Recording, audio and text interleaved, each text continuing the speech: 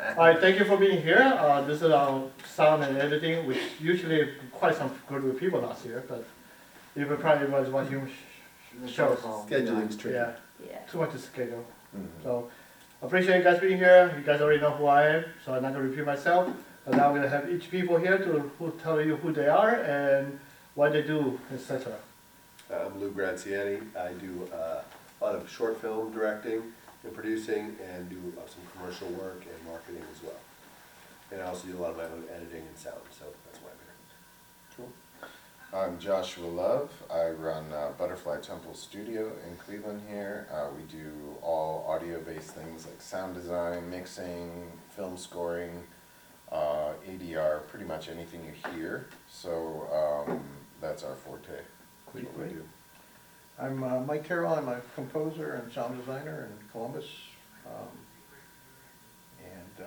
This year I scored two feature films, one of which I also did sound design to Nice. record sounds and manipulate them for the purpose of this film. Excellent. I'm Peter John Ross. I'm a recovering filmmaker. It's been 111 days since my last film. But he does all the editing because he actually work on editing stuff like that. Yeah, I do editing, producing, directing. So we do have a kind of quite interesting. We have two Clevelanders and two Columbus members. So they can compete against each other now. I'm just kidding. No, do that. Okay, let's see what happens. Yeah. All right. So what is the most difficult, most easiest thing you guys have been edited so far? Easiest or most difficult? Easiest one first. Easiest is anything where it's just one shot and is in-camera audio, because then you only have one source and there's less to worry about. You just have to then work with what you have. It's more difficult if you have more sources to sort through. Right. And more clips to add together, put them together seamlessly.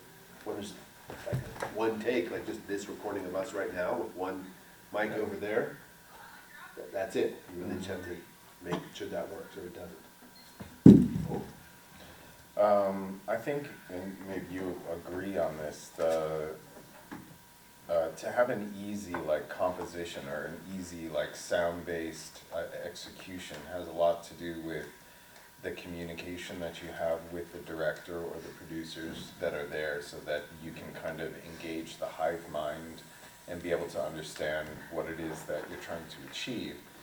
Then you always have like this little area that's purely yourself, where you're capable of augmenting that hive mind into a direction that kind of exceeds the expectations of the director. So the easiest circumstance is obviously when you like lay out your very first draft and everyone loves it, you know, and they're like, okay, let's do that. So that's always very like reassuring and a wonderful like emotional experience when it comes down to it. Yeah, for me, when I compose, editing is the most important thing, right? Because you get in this mindset of you're going to, especially if it's to a film, you're trying a lot of different things just to get the textures and the tones and all that kind of stuff, and the feel of the film, and then you know, editing is part of the composition process, right? Now, if I'm talking about video editing, you know, I agree with Lou. It's a one camera, it's easy. I did a 4-camera video editing thing of a recording session, and it was much harder because you have to coordinate that type of things. Mr. Russ? The funny thing for me is like if something seems easy, my tendency is then to overcomplicate it. Like I'll invent problems. So if it's a single shot with one audio source, it's like, well, now I have to worry about color grading. How do I make the color grading? How can I zoom in on the shot?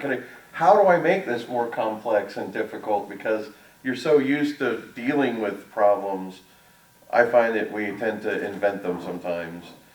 But again, it's like, for me, the biggest thing that's changed over 26 years of editing now is I used to fall in love with my instincts, whatever my first impulse and what I liked, I'd fall in love with, whereas today, I'm worse than a screenwriter at this point, because I will re-edit,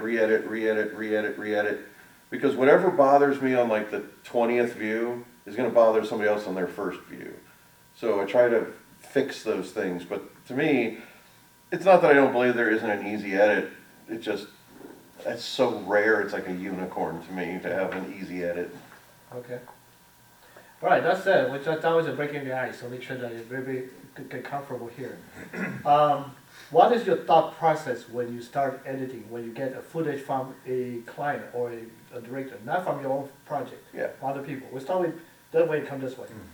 To me, the metaphor, and I love me my metaphors, is editing is like sculpture. When you get that block of raw footage, it's like marble, and you just gotta start chiseling away.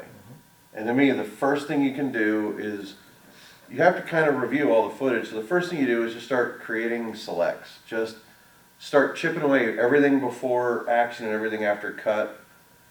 You know, if you have a good take, you know, you just start narrowing it down. You just start chiseling. You know you're gonna get rid of some of this marble, so just start. And especially when you have that artistic thing when you're not in the mood to edit. You guys ever had that where it's kind of like that? It's the equivalent of writer's block. And I find what helps break it is, we'll start doing the technical work. Now on a big movie or TV show, that would be the second assistant editor or the first assistant editor. It's their job to start whittling away the footage and just organize. And I find that just by going through the footage at all, you start seeing, oh, this will go with this, and you accidentally start editing. So that creative block kind of works itself out by doing the, for lack of a better word, shit work. The stuff that's just technical. Just by getting started, it sparks all the creativity. I'm assuming that you're also following whatever the script tells you, right? There's always the script. You always have to start with the script, Right. but you also have the footage, and the footage starts to talk to you. Okay. And you're not necessarily wanting to be married to the script, because But it's not your project though. What is the even if it's director not your do? project, you might want to, if Talk it to the occurs to you to try something non-linear, Okay. like especially with like if your client wants it for a web video, especially if it's going on something like YouTube, you're going to want to do a mini summary up front. Well, what is the biggest, most impactful thing in the video? You put that in the first 30 seconds, or else the algorithm's not going to pick it up. Yeah. So thought processes like that have to hit you as an editor, regardless of what's in the script. And assuming you actually work with the director to make sure that he understood where you're coming from. Yep. Right. Same questions, same questions for you too, Mike. Right, so, usually when I'm working for a client, it's a filmmaker who's given me either, you know, a picture, a time lock clip or almost a time lock clip. There you go. Right, and I'm really mainly concerned with the audio. So, you know, I'll write something, now if there's been, for me, it's a lot easier if somebody else has done the sound design, their sound effects, and there's those vents, you know, that's the best thing for me, because then that's the bed I have to lay on top of, right, and then it's really me editing my stuff. Now I've been called by some of the directors to do some cleanup of things, audio-wise, because, you know, either the sound wasn't captured well from, you know, on site. So that becomes difficult depending on what the problem is. But, yeah, for me, it's just to, you know, write something that says something that the film itself isn't saying yet, right? That there, you know, there's something missing. And do you find it hard sometimes to explain to the director that you need to have a almost locked version? No, but Because most it people I work become- with, they, you know, what I did for the last film was time locked. You know, I didn't care about, you know, the guy's still, you know, I finished it in May and he's still doing color grading for the next 3 months, so I don't care about that. That's the time matters, and even if it isn't, you know, I'm starting to write more in terms of expecting there's gonna be some changes, right, so. Do you allow small changes or big changes? Because a lot of the directors, they have a vision, right, when they shoot a movie, but then at the end, when they see the footage, everything they feel like it doesn't work for the audience, they want to change everything again. Does that drive you crazy? Because you are composing for them. Yeah, that would drive me crazy. Yeah, I know, I mean, you definitely have to, I mean, the picture lock is, I mean, the time lock is important, because if you're gonna, it's a linear thing, right? It's an odd game, you know, if you're writing game music, it's, you know, loops at a, you know, the narrative changes depending on how somebody plays the game, right? So, if I'm using that kind of mentality when I'm writing it, then I have a lot more flexibility. But it's good to know that up front, right? And so but it goes back to, I think you said about, communication with the director is the main thing. I mean, if you're not on the same page, it's not gonna be a fun thing. Yeah, true. Josh? Yeah, to kind of go in that direction, you have to be really adaptable to things. I think the more you pigeonhole yourself into very fixed constructs, then you start to limit the capacity of the breathability of what you're doing, and it should breathe. When you get a film and there's no audio on it, you're really dealing with you're in the inventor's chair. You can take this scene that appears like, oh, somebody stabbed somebody, and you could make it like da da da da da da da, or you could make it this beautiful, you could do the whole opposite thing, and that could change how the narrative flows for that, right? Natural, you want to have this chase scene, but let's do something totally different than most people would think. And there have been some scenes for Stalker Jane or the Meat movie where the Rogers gave me an idea where I was sitting down with them, and then I'll go in and engage in it, and then I'll kind of defend what it is that I'm doing. This is what I think should happen, and this is why. And they're just oh, okay, all right. And you become a part of the development of the movie. So what happens if the director doesn't want to listen to your suggestions? We have lots of those too. Well, I feel like one of the fortes or one of the strengths of my company is our ability to communicate. Okay. I think that's hugely important, to be able to sit down and to really hear what they're trying to say, and to be able to pull that into the project. So I did this project about 2 years ago where the filmmaker, we sat down and we talked about things we don't want, what are the reference materials, how are we going to engage this thing, and he had a very defined line of what we were going to achieve. And then as I started to make the music for it, he's like, that's not working, that's not working, that's not working, that's not working. And I was like, okay, show me what is working. Where is the direction of this? And it ended up being that he wanted everything that he told me in the beginning that he didn't want. So it was the absolute opposite. So I was like, all right. And he was like, yeah, he sent this reference film. It was a Timothy Chalamet movie. And he was like, and I want no piano in it whatsoever. Well, the whole movie was piano. That was the reference material. So I had to flip everything back and do mental gymnastics for this thing. So you curse like crazy, quietly. It's just, you're trying to adapt to their wave and ride the wave. It's like being in a room and jumping in a conversation. You can go in there and just wait for your turn to talk, or you can go in there and hear these nuances that people are bringing to the conversation, and then swim with them. Okay. And that's the goal of what you're trying to achieve. So really it's about figuring out what the directors or the producers are wanting to hear or wanting to feel. And then we say oh, but if we change the sound design on this, then we can do this, and then we achieve this result. And then they say, okay, now you're in the family. You're not just decorating what they did, you are inside of what we are doing. And that's the way that the film becomes beautiful. I find it, just to add on to that, is when I have a director I talk to, and we don't talk about instruments at all. We just talk about the emotions, the pivotal moments. Those tend to work a lot better than if somebody's saying, I want this to be, this transition scene to be, stoner rock or something like that, right? Or, so it's I'm immediately going to think it's guitars, right? So I think That's a good point.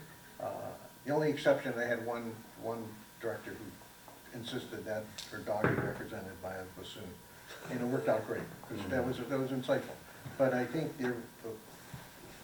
it's, you know, to me, the more satisfying things is when I create the sound design based on these conversations and the emotions they're looking at. And I usually surprise them, so. That's good. Yeah, kind of what he said, I'm agreeing with it.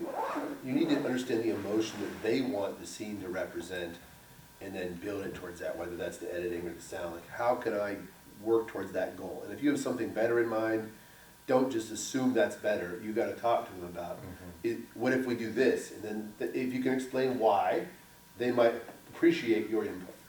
But if they still don't, then you gotta be willing to let that go and try to get what they're trying to do. And that understanding is, don't make it about your ego, like, hey, I have a cool idea. If they don't think it's cool, okay, it's their project, that's okay. And like, people's opinions and people's feelings can get hurt if they're, oh, they don't like my idea. It's not about your idea, it's about like making their vision better. Yeah. And like you're saying, enhancing it, not just decorating on top. So even if they say they want a thing, they might not really want that thing, that's just the best they can say. I'm not a musician or composer at all. So when I work with people, I'm always trying to figure out how do I say the words that a musician will get the deeper understanding of. And like, how do you have that communication better with my composer? Because that's what you need to get there. And you know, whether that's providing samples or using just emotional words to get to that connection point. Anybody here got any question for them?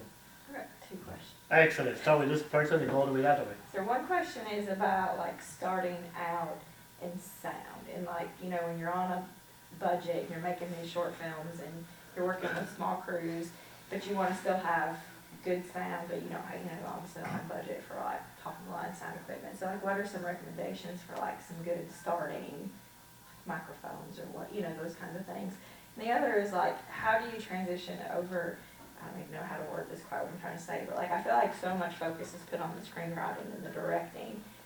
And I feel like this is kind of like a understated piece. Like, people don't give y'all enough credit for what you do. So how do you transition, like kind of get yourself out there so that it's not just, you know, because you hear some people who do it all, do the writing, the directing, the editing, the sound, versus if you're more interested in just the editing and the sound and not so much. The people that do it all are exhausted by the time they get to the post. So it's like, how do you make that transition, you know, over into like, is there, you know, because Well, I people feel like always it's want not help with sound. talked about, you know? Sound is something on small projects, people always need more help with it, because you want the sound to be good. The project Yeah. might be amazing, but if you have bad sound, it will ruin it. I've seen that Absolutely. many times.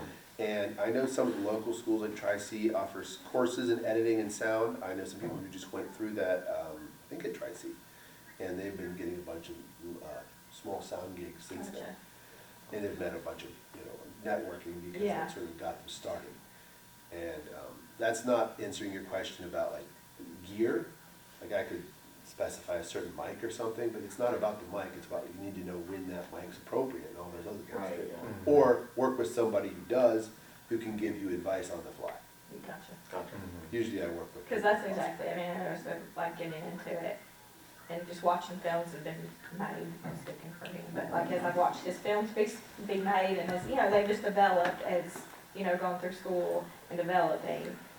So are you a composer right now? No, I'm just a mom that. So another thing is, George Lucas is famously quoted as saying, sound is 50% of the experience Yeah, yeah, of any movie. and that's my thing, I'm trying to help them get to where like sound So- becomes, because it really does make a difference. Like as I'm watching the film they're making, I'm going, that's a lot more interesting than what's coming across, because I can't hear what they're saying, or because. See, and I think a lot of those people that are, and most of us have at least started there, I know I did, where you're a writer, director, producer, editor. Yeah, I started there, but the best advice I could give to anybody starting out is ask your other friends that are doing the writing, directing, editing, switch yeah, and be the editor for the other person, because you are missing on, for that editing and sound and post-production, you are missing one of the greatest experiences you could have, which is collaboration with someone else. yeah, You could learn how to communicate with other people what you're trying to achieve.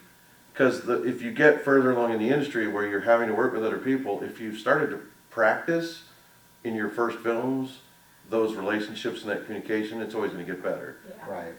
And just to throw out a simple thing, Rhodes Video NTG mic is the best starter mic.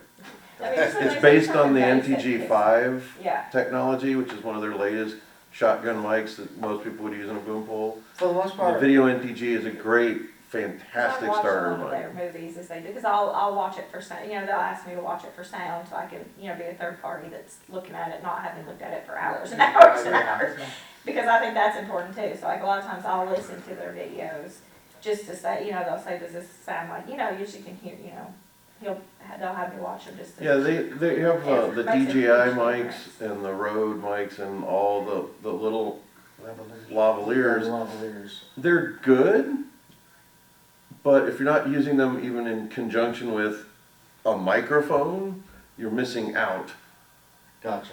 Especially if you, because what's freed me up is using those, because they have 32-bit float. Have you ever heard of that term? It's very important.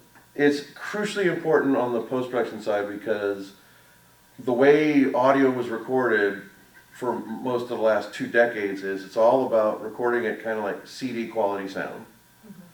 The problem is it has limits on how loud and how soft. Right. And this new level, which is bigger file sizes, but in today's world is still small, 32-bit float is a way to expand that range. So there's almost no peak too high and no level too low that you can't bring up with a certain amount of clean sound. Gotcha. Now that's not a replacement for recording good audio. Yeah. That's an emergency fix at best. Yeah, But having that range available to you. So it's this combination of those little microphones. You gotta make sure that you get the models that have the input for a mic. Right. And either use a professional, more money on the lavalier mic you clip on, or with a really good shotgun mic going into those, both to transmit to the camera but also to record Right. in 32-bit float. That is your best way of getting good, inexpensive onset. 'Cause But the girl- again, the answer is really, the truth is, find someone specialized in sound that has more like an NTG 2 or 3 and their own recorder separate. and I guess, and I'm getting this across kind of stupid what I'm about to say, but like earlier when they were talking about lighting and shadows and all that, just having your camera and getting used to what it shoots and just kind of practicing, so I'm guessing that's kind of the same thing, just Exactly. experience. Does Practice, it just get better kind of as you keep going? Yeah. That works, that doesn't work, and that kind Yeah. of stuff, yeah. and that's the secret. But like I said, for a good starter, the video NTG from Rode, you combine it with like the Rode Go or the Rode Pro mics. Rode Pros have 32-bit float. You use those in combination and you've got really good 32-bit float audio recorded inside from a shotgun mic that's of professional grade. Yeah. Right. I currently have a Rode shotgun mic on my camera, but there's just been times where I've had issues with audio still regardless because you never shoot So if you outside. combine it with that, what's really freed me up on professional shoots, because I do now, I'm doing almost exclusively documentary work. Gotcha. And setting up the shotgun mic with that transmitter, I'm getting good audio to the camera and I have a really good 30-foot float backup recording. Gotcha. And literally 25% of the time, we wind up going to the 32-bit float for some reason. Whether there's factory noise, or even just an air conditioner you want to remove. Right, yeah. It's easier to get that cleaned up from the 32-bit float. Gotcha. So you have 2 really good recordings of audio. It really helps. And it's so often overlooked, the value Right. Yeah, of that makes sense. Yeah. audio in your movie. Well, You have some really good stories that are ruined, You like can't you're so hear it. distracted by Yeah. Yeah. somebody talking with the white noise, cut to someone in the same room with no white noise. Yeah, It's exactly. distracting. It what is very the, distracting. what's the name of that Either the DJI Mic 2 or the Rode Pro. gotcha. Exactly, like, it's kind of like an I had a pretty good underappreciated. Zoom that was a floating point mic. Oh yeah, I mean all the independent recorders Just like a now. camera one.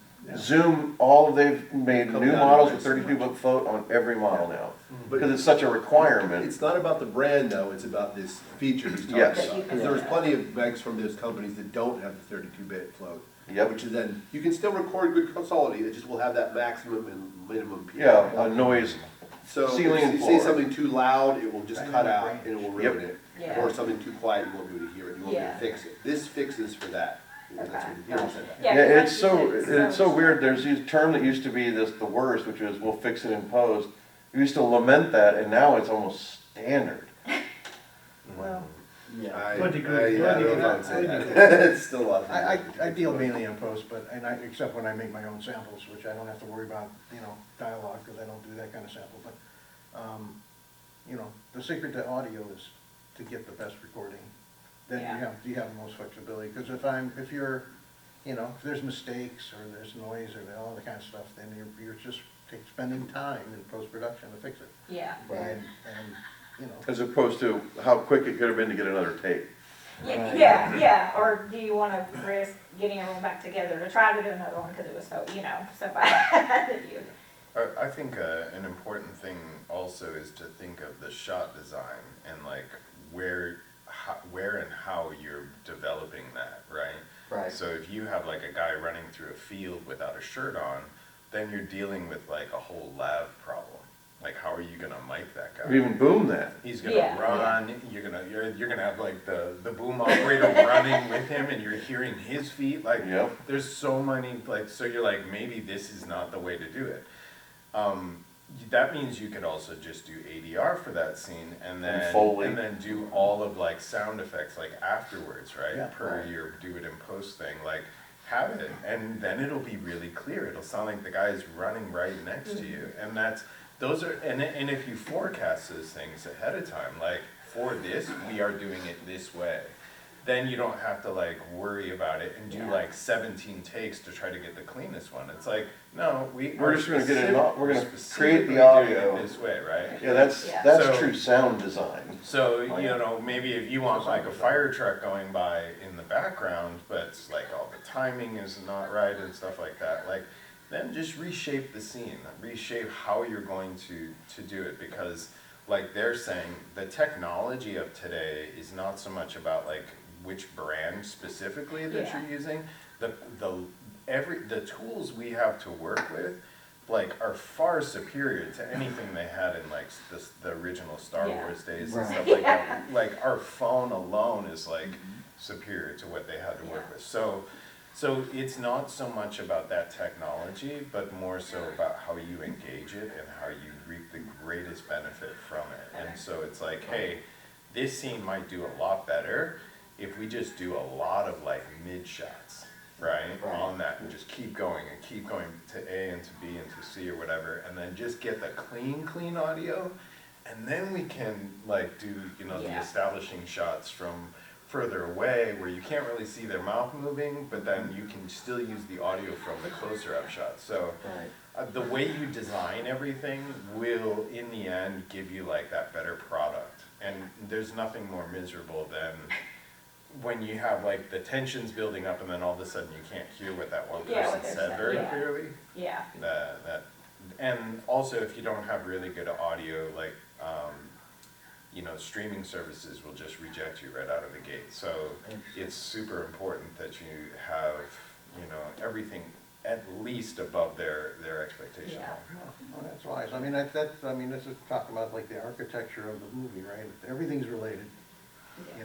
And everything's dependent on it. It's like, think of it like a value chain or whatever, right? So, I like your idea that it's, this is not the right way to get the audio for this, we'll plan to do it in post. The opposite can also be like, you might not need all of that for a very simple shot. Don't worry about getting the most expensive mic or the fanciest setup. If you're just shooting inside the house with all the windows closed and it's very simple, you might be able to do a simpler audio setup.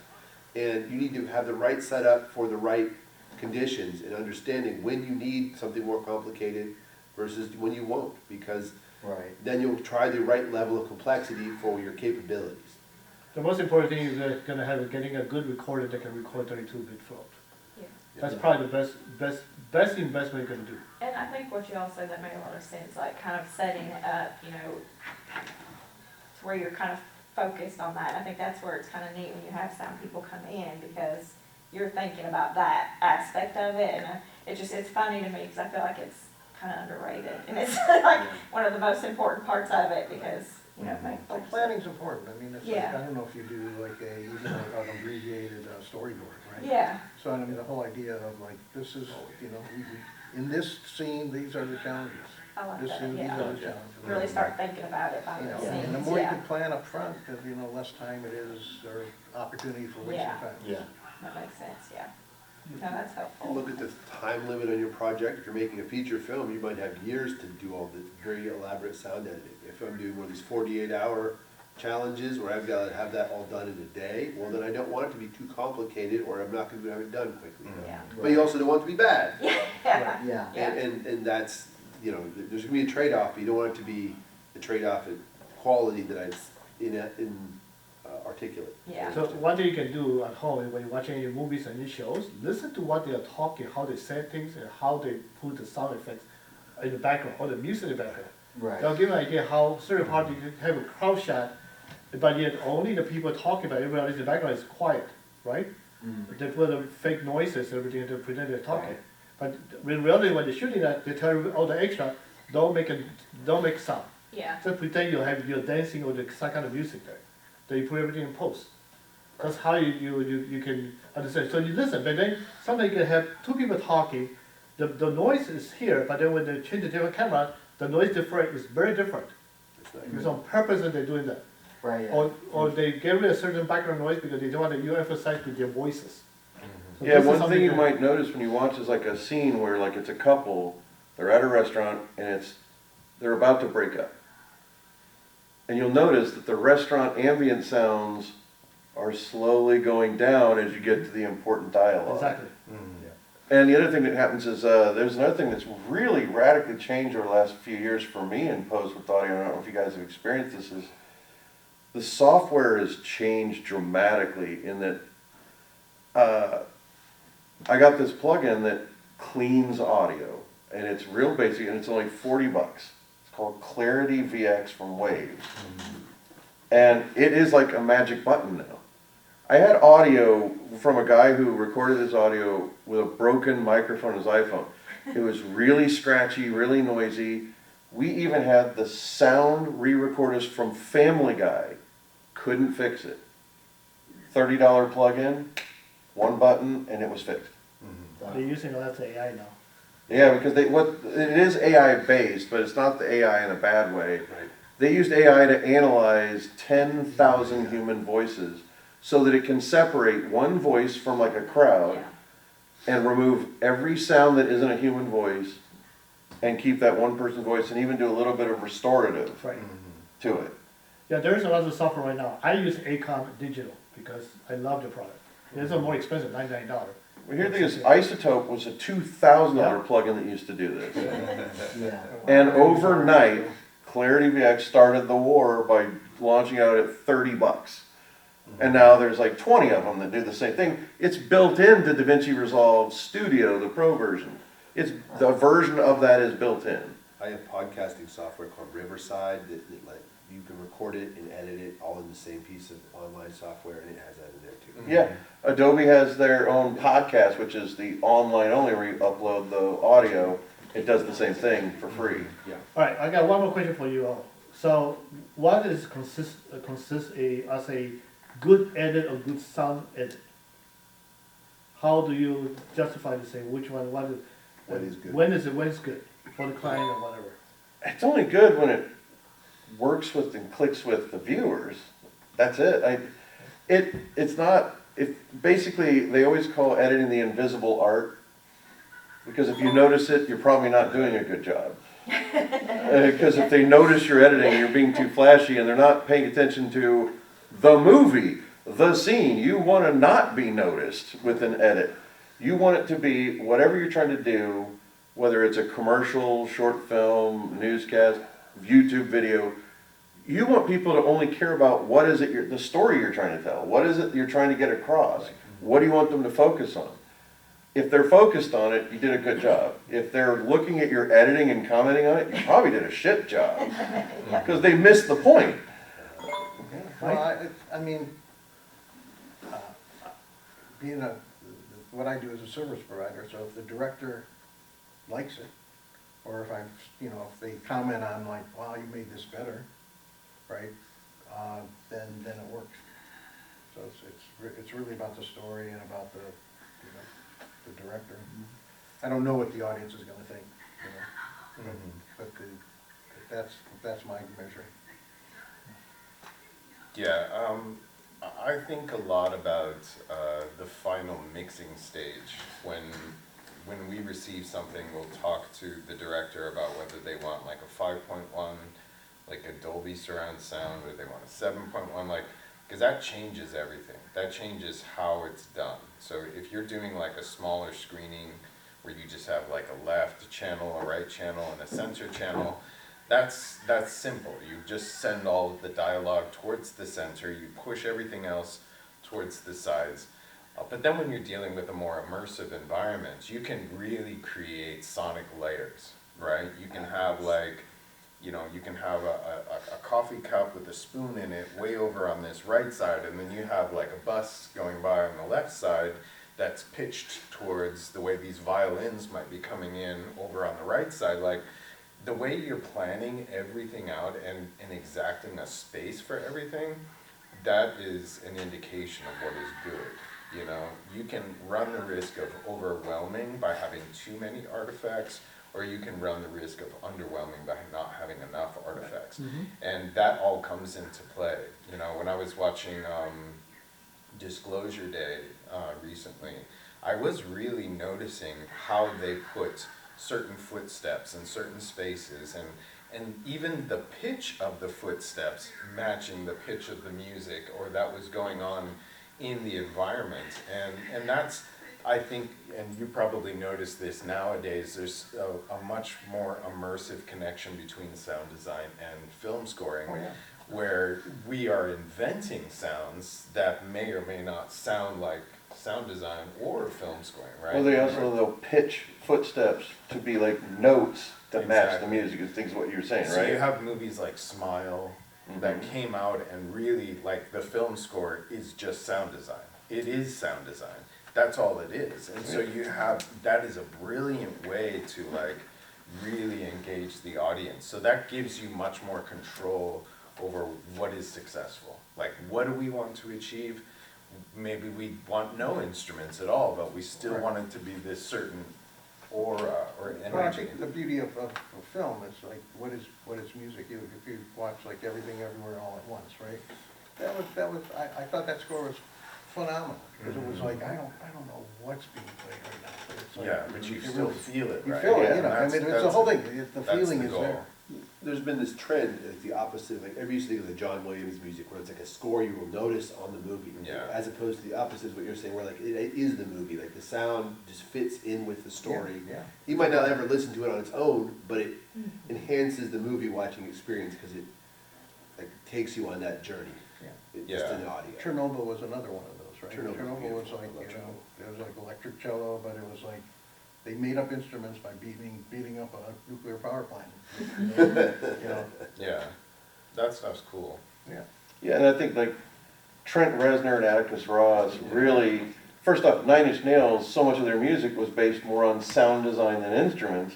So when they started doing film scores, Made sense. they transitioned that perfectly. Because I mean, I remember some of the early Nine Inch Nails, I was hearing sign design elements from the movie Aliens. And I did eventually confirm, he sampled sound design from movies and used them on his album tracks. And it's, so for him to convert to film scoring just seemed so natural. Yeah, it does. And it's percussive and almost anti-melodic at times. He uses a lot of dissonance. But I think it's the right person for the right job. They always seem to find the mood Yeah. with the composer. And that's the end. Yeah, and I would always say that the key for anyone that's just engaging a new project or a new idea, don't always refer. Like, don't always look at the past and say, oh, okay, we need a top line for this. Like, no, you don't need a top line. A top line may work, or it may not necessarily work, but follow your emotional sense. Follow what this feels for you. And create new things. Like, go into this space that is kind of in its own little niche in its space, and invent and be a part of that inventing process. Instead of saying like, oh, we don't have a main theme. Oh, you might not need a main theme. you Well, they know? probably try to copy for John Williams stuff, you know, the different kind of big. Yeah, Change like somebody the else's composer might style. feel Well, like that's the the thing is, responsibility compos- of having like a woodwinds thing Yeah, for a yeah. specific But thing. that's It's what's like- happened with non-linear, meaning computer-based editing, is the temp score. Mhm. The director and or editor can fall in love with a temp score and just Yeah. want to mimic what already exists, and then they're closed-minded to a composer that could give them a completely original idea. But that closing your creative mind before you even start is horrible That idea. happened to me once. I was watching a feature film, and Asian film, because that's my genre. And I followed out one of the score that was used and found out it was a public domain. And so it's recent, but apparently the composer gave it away for free. You try to pay $10, you get it. So I insisted I want to put that in a short film. It plays really, really well.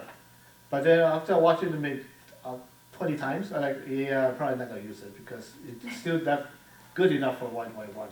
So I asked my composer to come to do Well, it. there's the good enough or is it not ideal? Yeah, it is not good enough. It was perfect, it is almost perfect, but not perfect enough for it. But it's creativity, being open-minded and collaboration. Exactly.